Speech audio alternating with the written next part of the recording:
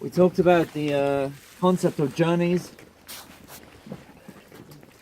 We arrived here today in 2016 on a lovely heated Polish bus. These Polish drivers didn't know where they were going. I found it eventually.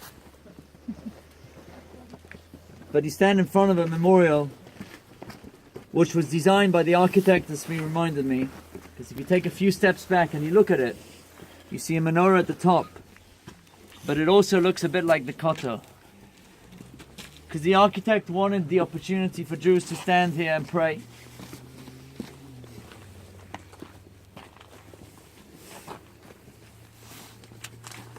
I designed this program many months ago with Svi, for a reason that this area is very personal to our family.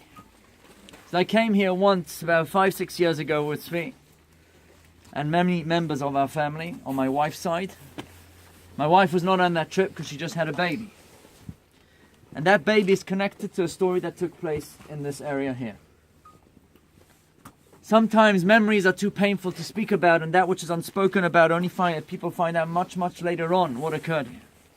It transpired that my wife's late grandmother, Bubba Sarah, who was one of the manageresses of the Green Park Hotel in Bournemouth, her and her aunts found out through a man called Edward Lee, who was one of the trustees of J-Roots, a cousin of my wife's and myself now, that her grandmother, that is Deborah's grandmother's grandmother, Bubba Hinder, along with 7 grandchildren, arrived here from the village, and I need my notes for this, of Kopshanitsha in October 1942. Hinder REICHMAN's son, Yosef, had the opportunity to leave and get to England along with his brother. But he turned around and went back to look after his elderly parents. A concept that we call Mesirut Nefesh. For such a person, you stand up. And we therefore felt it was appropriate to name our child Aharon Yosef after the man who went back to look after his elderly parents, albeit at risk to his life, so that his elderly parents shouldn't be alone. Spiritual heroism. How do we package that in something that we understand in modern day terms? In a few weeks' time, Jews worldwide, including in Bournemouth, will commemorate Yom Yerushalayim. That day when the wall that looks like the wall behind us, came back into our hands along with most of Israel. Clear indication that our army was a powerful army, an army of strength, an army of courage, that was there to protect the Jewish people and the Jewish world.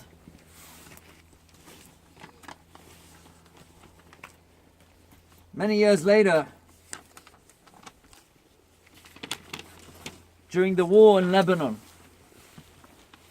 Sarah Rigler writes in her diary, and while walking in Jerusalem, she ran into a friend whose 20-year-old daughter had been killed in a terrorist attack.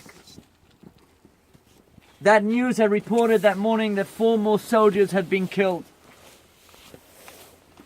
She turns to her friend and she says, "I hope none of your sons are in Lebanon." This family who had made Aliyah from South Africa. The friend frowned and she says, "Well, Svi, not the Svi, is almost finished with the army. But my second son is serving in the army now.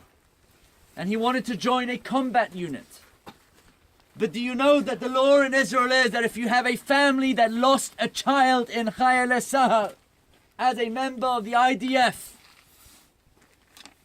that second son is not allowed to join a combat unit until both parents sign that he's allowed to partake of that unit." Sarah Rigler bursts out to her friend, "Well, of course you're not going to sign." Because she knew she'd lost a son. She said, I didn't want to sign. But my children are raised on the ideal of defending the state of Israel. And if I don't let him live out his ideals, he will resent me for the rest of my life. So she said, so let him resent you. Remembering how totally devastated this family was from their terrible loss. She shook her head and with tears in her eyes, she said, I signed this morning. The Jewish ideal of Mesirut Nefesh, of giving up that what is dear to you.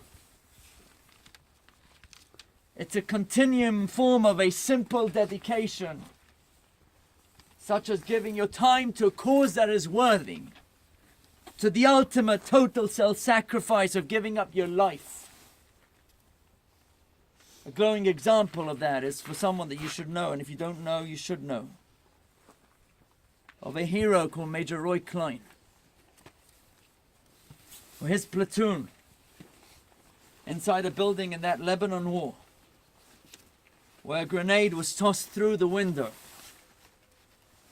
and he knew that the only way to save his brigade was to jump on that grenade and take the blast's impact, and screaming the words Shema Yisrael, which echoed in this place 70 years ago. He jumped onto that grenade and saved the lives of every member of his platoon. But the opposite of Mesirut Nefesh is that me culture. The culture of the West, which sadly, as I spoke about on Shabbat, has penetrated our world and the world of our children.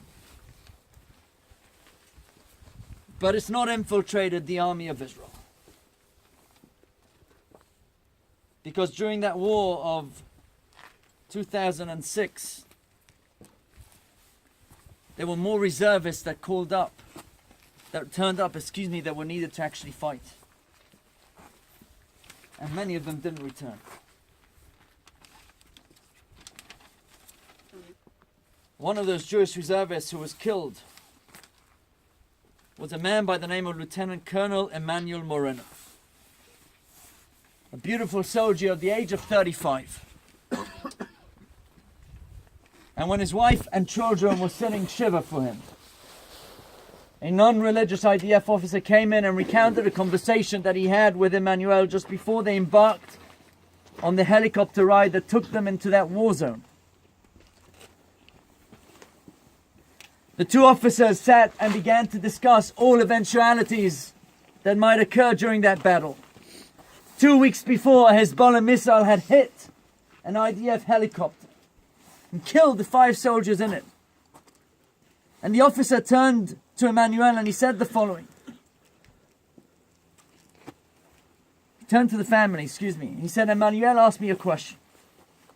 He said, what would you do if, God forbid, our helicopter is hit by a missile and you have only 5 seconds left to live before it explodes? This soldier turned to him and said, I don't know, I guess I'd be very scared, I'd be very sad. I'd close my eyes and wait for it to be all over. So he said to Emmanuel, well, what would you do? He said, I would shut my eyes and I would scream the words, Shema Yisrael, Adonai Eloheinu, Adonai Echad. I turned to him and I said, all right, you're going to say the words, but the helicopter's still going to explode. We're all going to die. What good is that going to do? This holy soldier answered with a statement that should stay with you for the rest of your lives. He said that if a person has 5 seconds left to live in this world, and he believes that there is still a purpose to this life, and that his life is driven by eternal consequences in the world to come, then that means that the life that he is living now is a life imbued with meaning. That if a person has 5 seconds left to live and he doesn't understand the importance of those last 5 seconds, then it appears that his entire life has had no meaning. Because we don't only fulfill our lives to fulfill our physical desires, or just to have a good time. But it's rather one stage on the world to the next. Rav Noach Weinberg said it this way, that if you're nothing in this life that you're willing to die for, then you have nothing in this life that you're willing to live for either.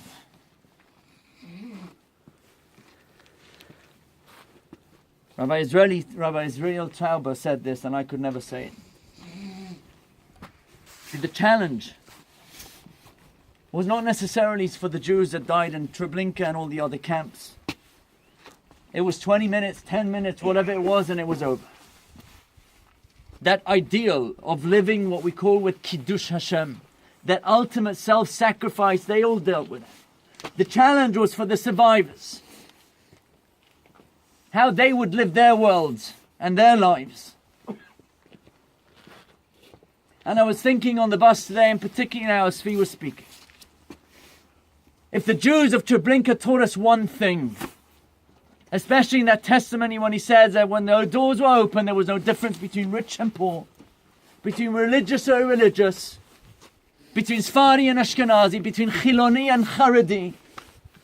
If they taught us anything at all, it's they taught us how Jews died together. But the challenge of our world is how Jews are going to live together.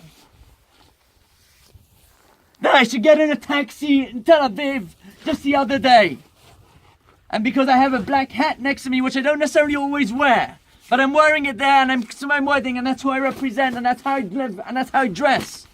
But I'm instantly stereotyped by this driver. Until he plays Frank Sinatra on the radio, and I start to sing along with him, and he's blown away. אתה חרדי, אתה מכיר פרנק סינטרה? זה, אני מכיר את כולם. אלטון ג'ון, מדונה, Beyonce, and I list them off. The guy doesn't know what to say. You're a cool rabbi. I try and be a mensch, that's all it is. But that's the point. We don't know how to live together. We don't know how to live together.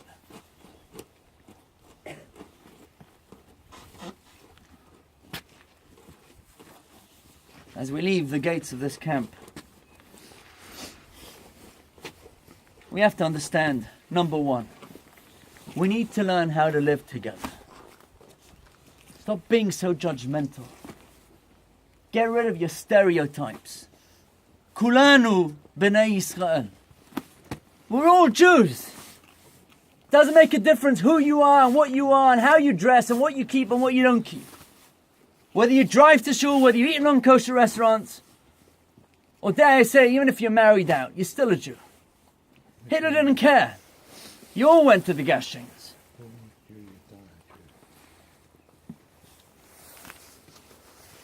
But the challenge that we have is not only to live together as Jews, but to take that ideal of Kiddush Hashem, of understanding of how we would live those last 5 seconds of our lives, or as we said, what do we do with those last 4 hours yesterday?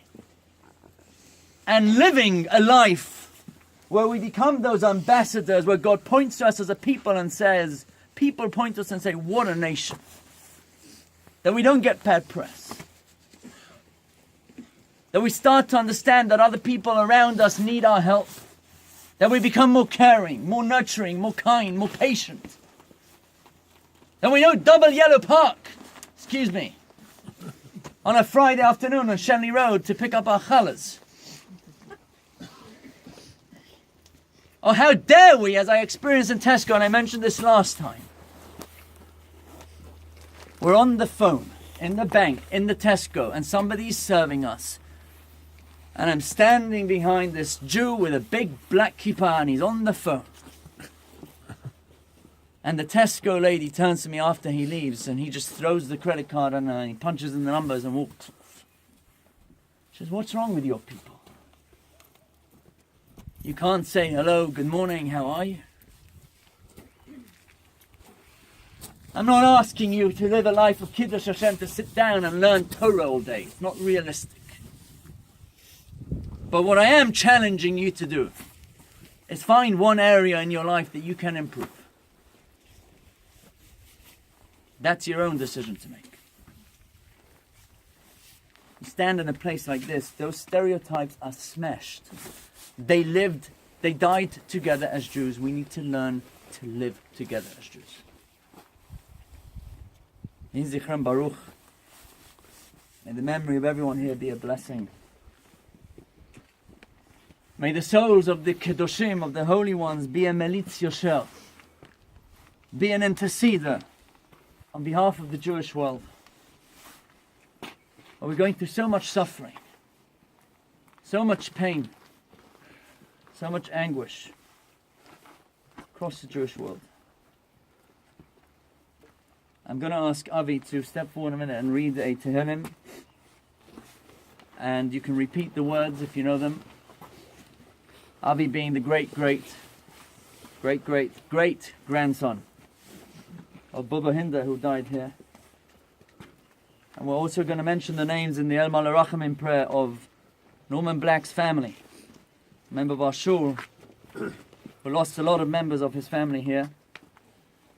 So just give me a second as I log into Dropbox to get the relevant document.